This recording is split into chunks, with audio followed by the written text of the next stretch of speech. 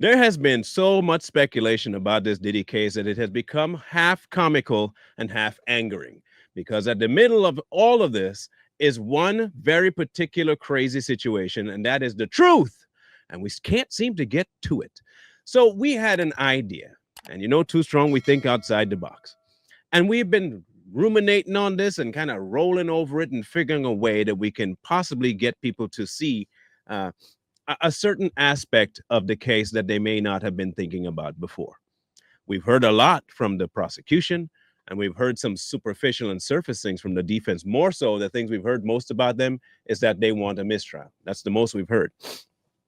So, what we figured we'd do is we tried to create a closing argument, but on the side of the defense. No. I understand. And what we're going to get is people saying, you see, I told you it was on Diddy's side. See, I told you it was paid. But let's think about this analytically.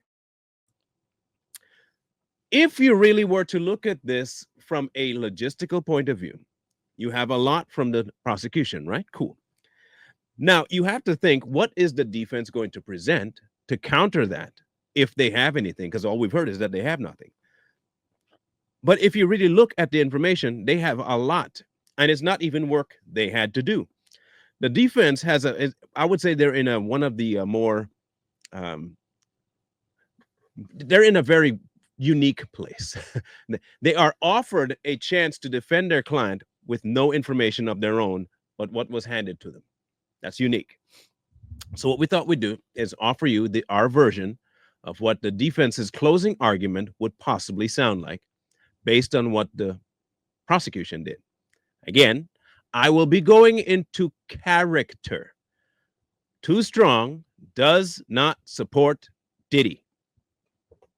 Okay? We don't want him going free. Okay? We understand that the man more than likely did something wrong and should face some time for what he's done. The problem is, this is in a court of law, and with a court of law, you have to bring proof.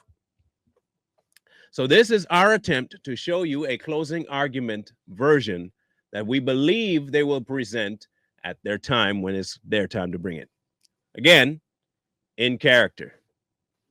Okay. Your Honor, and members of the jury, we believe that we have been shown a case here that is absolutely not incriminating of our client. And we will break down exactly why we mean that, Your Honor.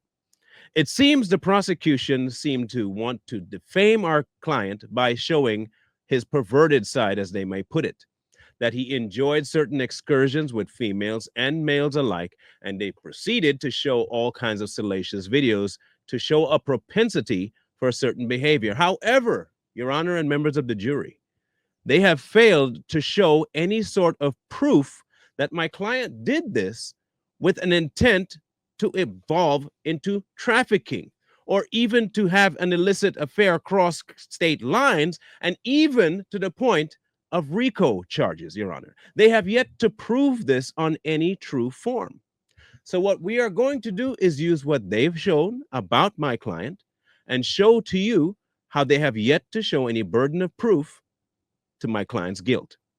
They have brought forward multiple people stating multiple things about my client, Mr. Combs, and that he had multiple parties with people involved in these while being filmed. Yes, we admit that he has had some consumption of materials that we might consider illicit, alcohol, and some drugs. But to the state level of RICO charges, racketeering, drug trafficking, and human trafficking, they have yet to prove that my client did that intentionally. What they did say was two things: that Miss Ventura was involved in them, and at times she did not want to be. What they also proved by her own words and her own threats is that she definitely wanted these things to happen as well. So what are we to believe? Are we to believe, based on one person's word, that this man right here has been so good at abuse that he can make somebody want something so badly, at the same time leaving partners to come see him and still be a victim, Your Honor? Where is the proof that she was trafficked, Your Honor? Where is the proof that any of the things he did might have bordered on abuse, Your Honor? This case has been brought forward on multiple situations. One, especially, is that my client intentionally had an enterprise that was built on racketeering, trafficking, arson, and the like. The prosecution has already seen fit to backtrack on many of their things, which tells me that they have not been able to prove what they initially came forward with. So, why is that, Your Honor, and members of the jury? Why is it that they could not bring to fruition the facts and proof that they said they had when they did the arrest of Mr. Combs? Side note, I'm in character still. I am not the defense, and we do not believe that's what we would do. We're just telling you what they might do. I want you to be clear, and I'm about to wrap up my closing argument, so you understand, again, in character. So, Your Honor, and members of the jury, what we believe has happened today is a defamation of character in order to try and elicit a reaction from the jury for a guilty verdict. But not one moment has there ever been where they have proven guilt on the level of the accusations they have levied against my client. Not one time. In all of their statements, they mention words like propensity to, and alluding to things like he has maybe the ability to. But as we know in America, you have to have proof beyond a reasonable doubt. Saying that my client is a so-called freak or that he likes to have excursions on the sexual nature does not prove guilt on racketeering or sex trafficking. We can always take this to a different level if you would like to talk about his behavior toward Miss Ventura, but that is not what is on the docket today. What is on the docket today has very little to do with the film that you may have seen of my client treating Miss Ventura a certain way. This particular case is about very specific things that the prosecution is yet to bring to the table as fact. And while we might want to think that my client is able to do it, they have not proven that he did.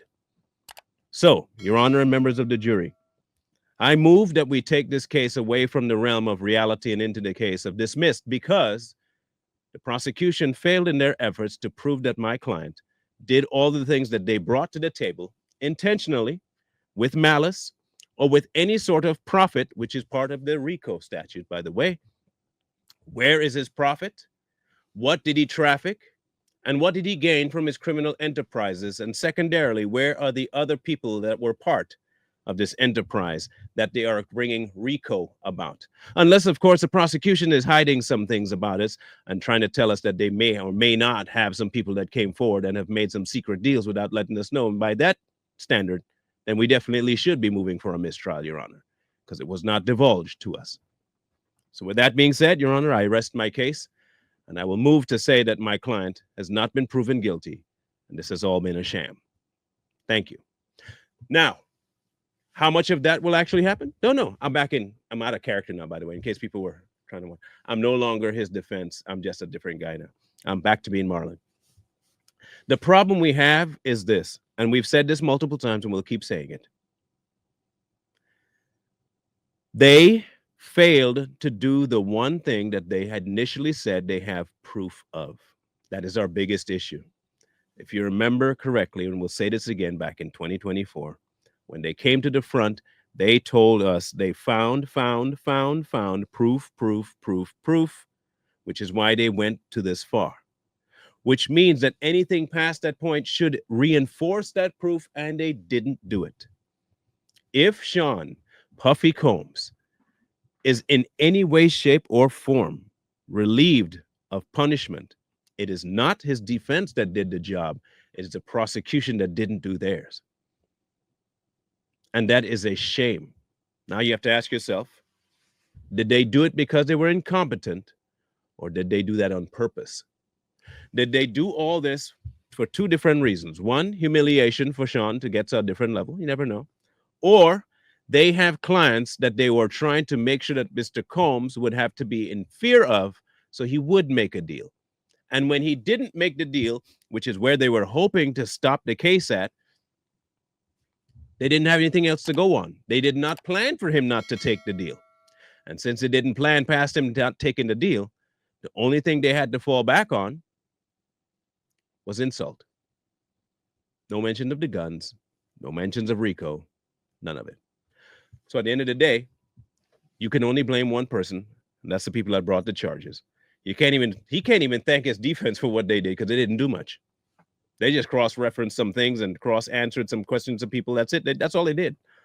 But it didn't have to do much because there was not much for them to defend.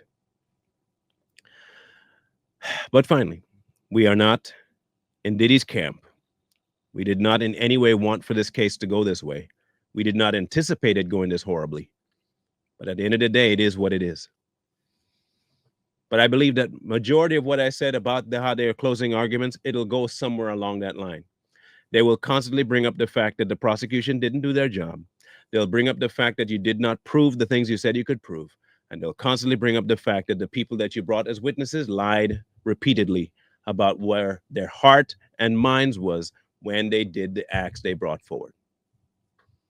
At the end of the day, we have a case before us that could set a precedent for many celebrities going forward. The burden of proof might have just been raised, and it wasn't because of a good thing. Anyway, whatever your thoughts are, aside from please don't give any critiques about the acting job. We know I'm not an actor, so just leave that, sidebar that if you don't mind. But please give your insight about what you think the closing arguments, if it would sound close to it, if I was even remotely on par with what you think might happen. Park your emotions for just a moment and try looking at this factually. Is this something that the prosecution proved in their casing? And then tell me whether or not the closing arguments on the defense's side would hold water. Look forward to reading your comments.